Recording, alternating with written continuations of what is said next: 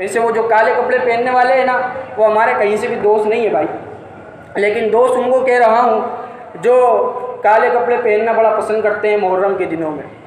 سمجھ رہے نا بات؟ ہماری نوجوان نسل، میری ملت کا نوجوان جو ہے نا، ان لوگوں کو بڑا پسند کرتے ہیں کہ کڑے پہننا، ہاتھ میں انگوٹھی 10 پہننا، ان کو بڑا پسند کرتے ہیں۔ میں ان سے پوچھنا چاہتا ہوں، میں یہ پوچھنا چاہتا ہوں کہ رسول پاک علیہ الصلوۃ والسلام کے نواسہ جس گھوڑے پر سوار ہوا، وہ گھوڑا کسی کے پاس موجود نہیں ہے، لیکن لوگ پھر بھی گھوڑے کی تعظیم کرتے ہیں، نہ ان کی نسل سے ہے۔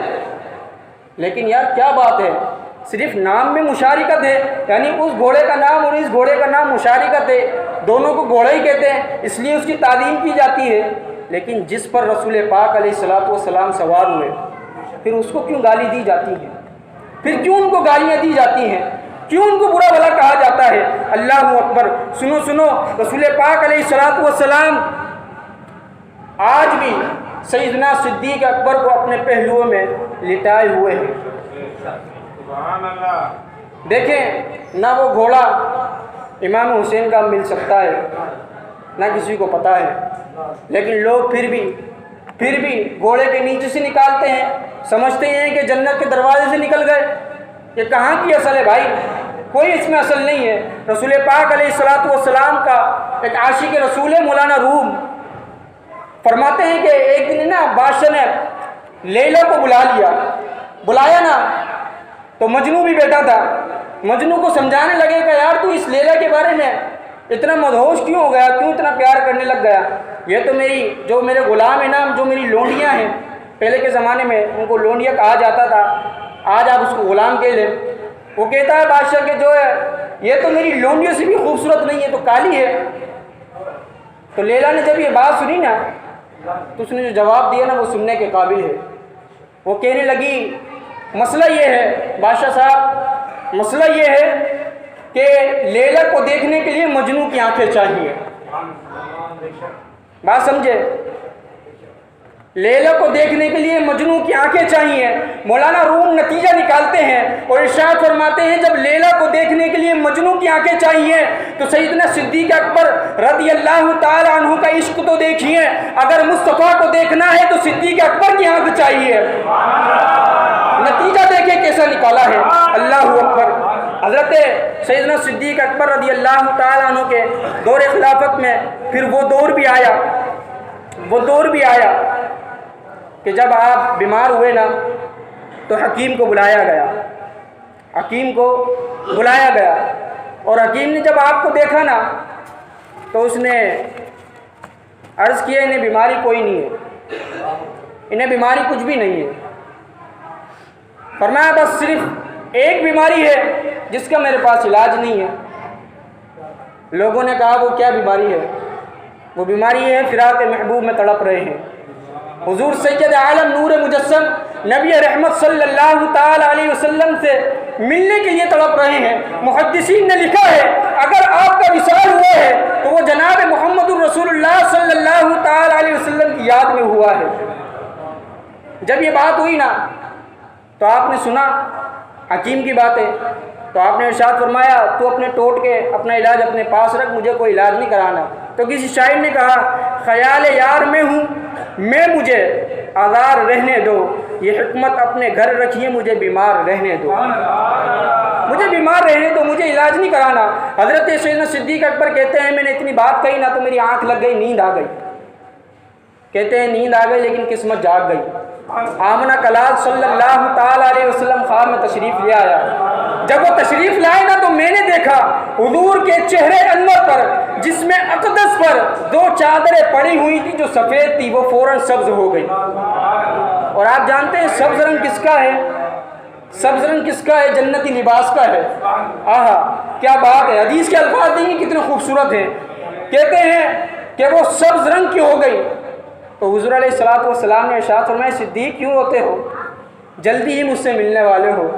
حضرت سیدنا صدیق اکبر کہتے ہیں کہ میں رونے لگ گیا، آنسوؤں کی جھڑی لگ گئی۔ اللہ اکبر! جناب صدیق اکبر رضی اللہ تعالیٰ عنہ نے وصیت فرمائی، حضرت علی رضی اللہ تعالیٰ عنہ کو بلایا اور ارشاد فرمایا جن مبارک ہاتھوں سے آمنہ کلال صلی اللہ تعالیٰ علیہ وسلم کو غسل دیا نا اسی ہاتھ سے مجھے بھی دینا۔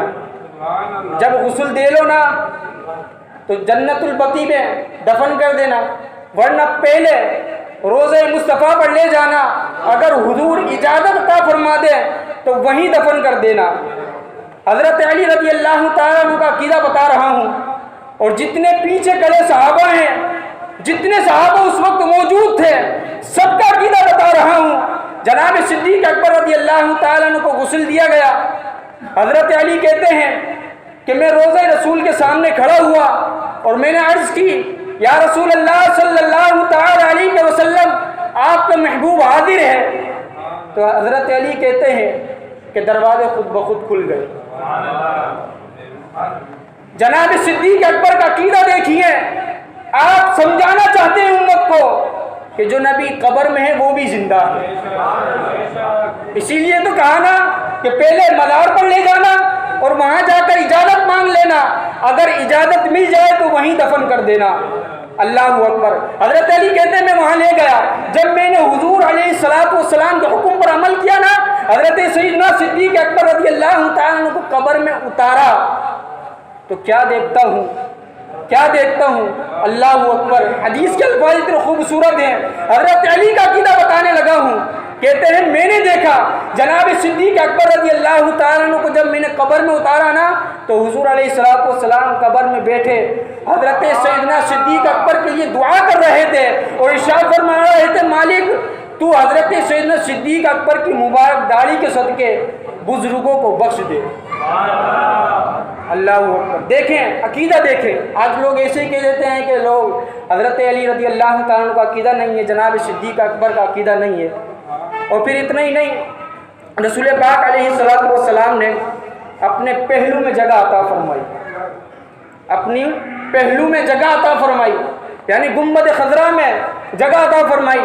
یار ذرا غور تو کرو، ہم تو مسجد میں تب جاتے ہیں نا جب حی علی الصلاۃ کی آواز آتی ہے، جب ہم مسجد میں جاتے ہیں۔ اور آج تو حال یہ ہے کہ ہم جمعے کی نماز پڑھ لیں، مسجد میں جب آتے ہیں جب امام خطبہ ختم کر دیتا ہے، ہم مسجد میں جب آتے ہیں جب امام نیت باندھ دیتا ہے، ہم مسجد میں جب آتے ہیں جب امام ایک رکعت پڑھا دیتا ہے، ہم مسجد میں یار جب آتے ہیں جب 2 رکعت ہو جاتی ہیں، ہم مسجد میں جب آتے ہیں جب التحیات پوری پڑھ لی جاتی ہے، اب سلام پھیرنے کے قریب ہوتا ہے، ہم تو مسجد میں جب جاتے ہیں نا، جب رکعت نکل جاتی ہے تو نماز کے بعد پوچھتے ہیں امام صاحب جمعہ پڑھنا ہے یا ظہر پڑھنی ہے۔ ہماری حالت تو یہ ہے، ہم تو اس وقت جاتے ہیں۔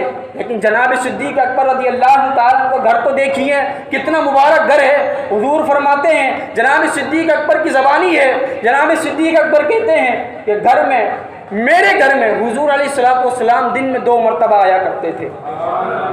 جناب عائشہ کہتی ہیں جب سے میں نے ہوش سنبھالا نا، جب سے حضرت محمد رسول اللہ صلی اللہ تعالیٰ علیہ وسلم 2 مرتبہ گھر میں تشریف لایا کرتے تھے۔ اور پھر دیکھیے خدا کے محبوب نے ہر جگہ آپ کو ثانی کا خطاب عطا فرمایا، ثانی اثنین کہا، ثانی فی الغار کہا، ثانی فی الامامت کہا، ثانی فی الحوض کہا، ثانی فی القبر کہا، ثانی فی الجنہ کہا، ثانی فی الحشر کہا۔ اور لوگوں، حضرت ابوبکر صدیق نے میرے ساتھ وفا کی ہے، ہم بھی اسے کبھی نہیں بھولیں گے، اور ایسی جگہ اسے جگہ عطا فرمائیں گے کہ میرے پہلوؤں میں جگہ عطا فرمائیں گے۔ اور پھر ارشاد فرمایا حضرت علی حضرت سیدنا صدیق اکبر کے بارے میں کہ تم ہر جگہ میرے ساتھ رہے تھے تو قیامت تک میں تمہیں اپنے روزے میں جگہ عطا فرما کر تمہارے دشمنوں سے میں بچاؤں گا۔